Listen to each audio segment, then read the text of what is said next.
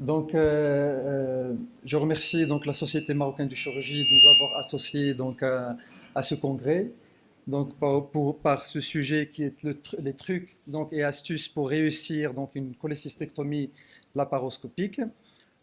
L'histoire de cette technique a commencé avec Eric Muet il y a environ 30 ans. Et c'est ce monsieur-là qui a commencé par décrire cette technique.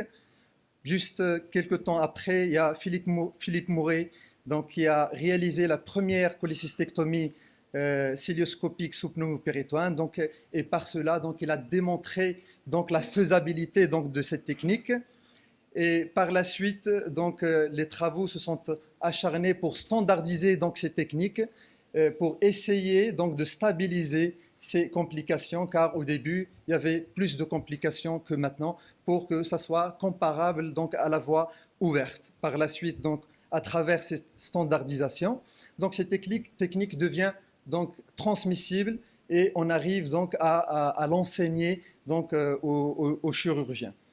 Les mérites de la voie laparoscopique ne sont plus à démontrer, et pour ces deux raisons, cette voie est la voie de référence pour la lithiase de la vésicule biliaire. C'est un sujet qui revient régulièrement dans les congrès, et ce n'est pas pour rien, c'est parce que c'est une chirurgie qui prend une part importante de l'activité du chirurgien, ceci d'une part, et d'autre part parce que c'est la technique qui va nous permettre d'aborder cette voie qui est la laparoscopie en étant jeune chirurgien. C'est par la suite qu'on va adopter cette technique pour l'étendre à d'autres gestes opératoires. Il n'y a pas de secret pour réussir toute chose, il y a des règles d'or, la communication entre le chirurgien et l'équipe, le travail en équipe, et on se rend compte de l'importance de ceci quand on va aller dans des caravanes ou quand on est affecté dans un hôpital périphérique. C'est très important ce travail d'équipe où tout le monde sait ce qu'il faut faire. Et bien sûr, l'éthique médicale, il faut expliquer les complications et notamment la possibilité de conversion. Réussir une cholécystectomie laparoscopique passe par la réussite du chemin que parcourt ce patient. Il faut essayer quelque part de réussir toutes ces étapes-là. On va commencer par en préopératoire. Les points les plus importants dans la littérature, notamment, c'est l'antibioprophylaxie. Il n'est pas indiqué chez les patients à faible risque. Par contre, il peut diminuer le risque d'infection chez les patients à haut risque, notamment les diabétiques, quand il y a une cholécystite ou une angiocolite. Le deuxième point qui est débattu dans la littérature, c'est la prophylaxie de la thrombose veineuse profonde.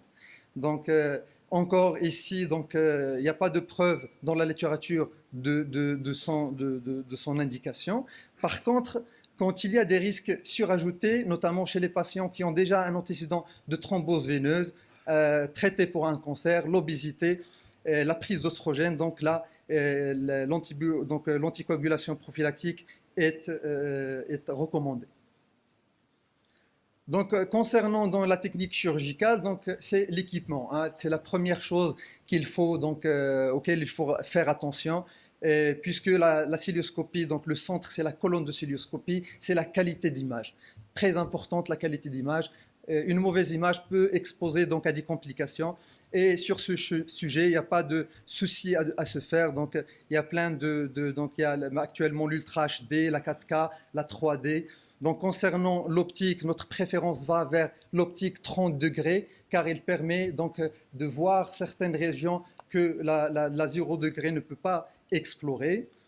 Et puis pour la coagulation, il y a plusieurs matériaux qu'on peut utiliser, mais le plus utilisé est le crochet. Mais là, il faut faire attention avec les crochets qui sont fins et qui sont aiguisés. Ceux-là peuvent perforer la vésicule biliaire. Ce qui sort dans la littérature, c'est qu'il faut avoir à proximité, à côté de soi, une boîte de laparotomie pour éventuellement une conversion. 2, il faut avoir un matériel de cholangiographie juste à côté. Et là, la littérature tranche, il n'y a pas le choix de l'équipement est laissé au chirurgien. Concernant l'installation du patient, il y a 2 positions qui sont connues. La position française, où le chirurgien donc, est placé donc, entre les jambes ils sont écartées, et puis l'aide opératoire donc, est placée à gauche du patient, c'est celui-là qui va tenir la caméra et la pince à préhension. Dans cette position, on peut se contenter donc, de 2 personnes, mais s'il y a une 3e personne, donc un instrumentiste, donc c'est une bonne chose. Ça, c'est l'emplacement donc, des trocars. La position américaine, donc c'est un décubitus dorsal, les jambes sont ramassées et donc là on a besoin donc, de 3 personnes. Le chirurgien et le premier aide sont placés à gauche donc, du patient et le deuxième aide est passé à droite du patient, c'est celui qui va donc tenir cette pince à préhension pour exposer donc, la face inférieure du foie. Certaines équipes donc ils vont croiser un peu les 2 positions, ils vont utiliser donc 3 trocars. Ça, c'est la position française, mais les trocars, donc celui-là est le canal opérateur, donc celui-là est la pince à préhension, et puis il y a le trocar unique ou le single port. Là aussi, donc, dans la littérature, il n'y a pas de différence statistique entre les 2 positions en termes de sécurité, ni en termes de temps opératoire. Et puis, donc, le choix, encore ici, est laissé donc, au chirurgien en fonction de ses habitudes et en fonction de sa préférence. L'accès à l'abdomen, donc, on connaît très bien, il y a 2 techniques, la technique fermée et la technique ouverte. Et notre préférence donc, va vers la technique ouverte. Ça nous donne une certaine assurance donc, pour cette voie. Mais dans la littérature, donc, il n'y a pas de différence significative entre les 2 techniques et le choix encore ici revient au chirurgien, mais il faut prendre en compte ici donc l'expérience du chirurgien et en fonction du malade, les patients obèses donc on préfère utiliser l'aiguille de Vérèse, les patients donc qui ont un ventre qui est ferme et plat, donc il faut éviter donc la technique sans l'introduction de trocar, sans utilisation de pneumopéritoine. Et puis, une fois quand on est à l'abdomen, donc l'introduction des autres trocars doit se faire sous contrôle donc, de la vue. Après avoir fait une incision cutanée, on fait des mouvements de rotation et il faut aller progressivement pour ne pas avoir un échappement donc, du trocar qui peut traumatiser donc, des intestins ou autres éléments anatomiques. Maintenant, donc, cette position, donc, l'exposition donc, de la face inférieure du foie, c'est une étape qui est très importante. Donc on peut s'aider par la position anti-Trendelenburg qui va nous faciliter donc basculer le côlon transverse qui peut s'interposer et le roulis vers la gauche pour c'est-à-dire écarter l'estomac pour avoir un meilleur jour. Un estomac qui est distendu, donc on peut l'affaisser donc par l'emplacement d'une sonde nasogastrique. Et puis, il y a une pince de traction qui va être placée sur le fond donc, vésiculaire et tirée donc, vers le haut pour exposer cette face inférieure du foie. La deuxième pince à préhension, donc, elle est placée au niveau de la poche de Hartmann et on va essayer de tracter vers le bas et latéralement pour exposer justement ce triangle de Callot. C'est une traction qui doit être douce, juste ce qu'il faut, car une traction excessive peut exposer donc, à des traumatismes de la voie biliaire, lors de la dissection ou lors de l'emplacement des trocars. Des fois, il y a des adhérences qu'il faut libérer de façon progressive donc, et minutieuse. Et l'objectif de cette libération, c'est de retrouver une anatomie normale, de retrouver donc, cette poche d'Hartmann. Maintenant, on vient donc au temps opératoire qui est important et indispensable. Donc, c'est la dissection du triangle de Callot. Donc, il est recommandé donc, de commencer par une dissection postérieure, puis une dissection donc, antérieure. Et il faut toujours garder à l'esprit la possibilité d'une variante anatomique biliaire ou artérielle. Donc, ceci peut, c'est-à-dire avoir toujours ce doute dans notre dissection. Et il ne faut pas toujours s'imaginer qu'on va trouver donc, l'anatomie donc, normale. Donc, et il faut donc pour réussir cette cholecystectomie, il faut une identification parfaite des éléments anatomiques et c'est une donc évidence niveau 3 grade A. Pour s'aider donc dans cette dissection, la littérature donc on trouve qu'il y a 6 repères anatomiques qui sont très importants à reconnaître. Docteur Egor, on va vous demander d'accélérer, oui, parce que vous avez dépassé le temps. Oui, désolé. Donc il y a 6 repères anatomiques, bien sûr la poche d'Hartmann, mais on va insister sur 3 éléments. Donc le triangle de Callot, donc on le connaît tous, le ganglion de Mascagni, donc qui va repérer donc l'artère cystique, et puis le sillon de Rouvière, qui est très important, mais qui est peu connu. Donc, c'est cette fente qui est située au niveau de la face inférieure du foie, et c'est là où passe donc le pédicule hépatique droit. Quand on va tracer une ligne virtuelle, donc ça va nous délimiter deux régions de dissection, une région qui est située au-dessous où il y a le maximum de danger, et une région qui est située au-dessus où on peut donc disséquer de façon sûre et donc de façon donc sûre.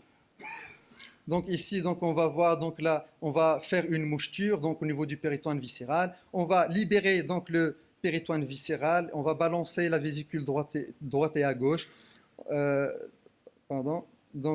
Droite et à gauche. Donc pour faciliter cette dissection, donc il y a deux approches. Il y a une approche infundibulaire et il y a l'approche de la critical view of safety ou la vue de sécurité qui est basée sur 4 éléments. Libérer le triangle de Callot des tissus fibreux et graisseux. Il n'est pas nécessaire d'exposer donc la voie biliaire principale et on va commencer à libérer la partie inférieure du lit vésiculaire. Et à ce moment-là, on a deux structures qui doivent apparaître, seulement deux structures, donc l'artère et le canal cystique. Donc on voit ici, après cette libération, on a deux fenêtres, une entre le lit vésiculaire et l'artère cystique, et une deuxième fenêtre entre l'artère cystique et le canal cystique. Donc vient par la suite donc, le contrôle et la section du canal et de l'artère cystique. Donc à ce moment-là, il faut s'assurer qu'on a bien pris toute la circonférence de l'artère et du canal cystique. Donc la méthode la plus utilisée, donc, c'est les clips en titan. Donc on va placer, donc, une fois qu'on est sûr dans notre anatomie, donc on va placer des clips, deux en bas et un en haut, pour éviter donc, ces fuites ou éviter le saignement. Et une fois qu'on a placé nos clips, donc on va couper donc, nos deux éléments anatomiques. Et par la suite vient donc la libération donc, de la vésicule biliaire de son lit, tout en passant dans un plan donc, qui est avasculaire.